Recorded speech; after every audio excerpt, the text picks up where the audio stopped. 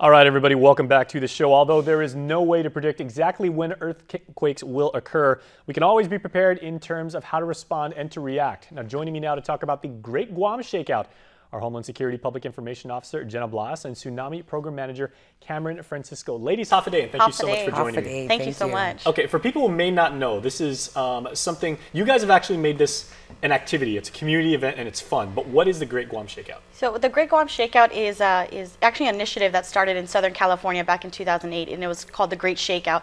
And now it's reached over 20 regions worldwide, and Guam is a participant. What we're trying to do is get the whole island to participate by practicing their earthquake procedure, drop, cover, and hold on for 1 minute. And this is happening on October 19th at 10:19 in the morning. So the beauty about this is it can happen, you can practice your drill wherever you are, whether you're at work or at school or with your family at home. As long as you're not driving it in the car. Exactly. That would not be good. Exactly. Well, you can still practice your drill by pulling over to the side of the road. So it's really just practicing your earthquake procedure wherever you are at 10:19 in the morning on October 19th. Exactly at 10:19. Exactly at 10:19. Very cool. Okay, Cameron, it's interesting because over the years, some people have said, like for people my age, we said, if there is an earthquake, you look for the nearest, the door jamb, and you get underneath that. Right.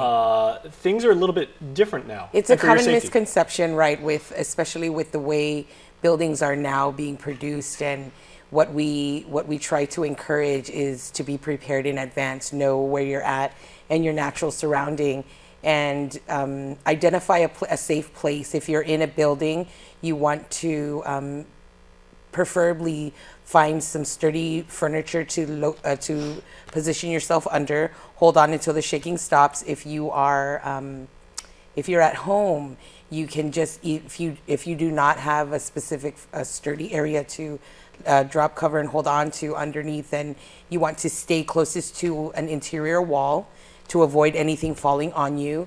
And then if you're driving, like Jenna said, if you're driving, pull over to a safe location, stay in your car with your seatbelt on, and then proceed. After you proceed, you want to make sure to avoid any bridges and ramps, anything like that that could have been affected. Now, one of the neat things, Jenna, is you're actually encouraging people to register and really get informed and everything. You've got a ton of information online. Right. So, well, the Shakeout registration website is www.shakeout.org/Guam. And you can register to be a participant as an individual, as a family, as a business, as a school. You can get your neighborhood involved if you'd like, all of you to participate together. Cameron's been really instrumental in getting a lot of people involved. So can you tell us a little bit about the numbers that we have so far? I think as of yesterday, we're up to about 50,000 plus participants island-wide.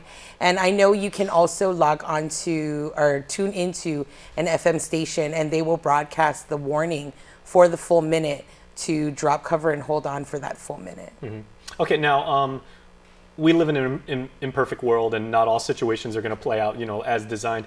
A lot of us take care of elderly parents, young kids, like for people like that may not be as physically fit and able to do that. You may be in a wheelchair, bedridden, things like that. You may be hooked up to like a medical device and everything like that. What can we do for them? Definitely. So the Shakeout website has a lot of great information. The most important thing is to protect your extremities, your vital organs. So if you're bedridden, even if you're sleeping in bed, what you want to do is roll over on your stomach if you can, and also covering your head with a pillow. If you're bedridden, again, it's just covering your head with a pillow. And that's why it's important when Cameron talked about checking your surroundings beforehand, making sure that there's no picture frames above, those elderly family members that are in there, or making sure there's no shelves that are near your children's beds that might be able to topple over easily. Same thing with being in a wheelchair. Again, we want to limit as much movement as possible. So what you'd want to do is stay in your chair, put your brakes on, again, protecting your extremities by bending over, covering your head, and protecting your head and your neck. So it's just those 3 steps: cover it, drop, cover, and hold on. Dropping as far as you can, and covering and holding on for that however long the earthquake happens. All right, 3 simple steps, and it's really going to go a long way. So thank you, ladies. Thank you so much. Thank you. All right, please stay tuned, everybody. Crystal is joining us next when we return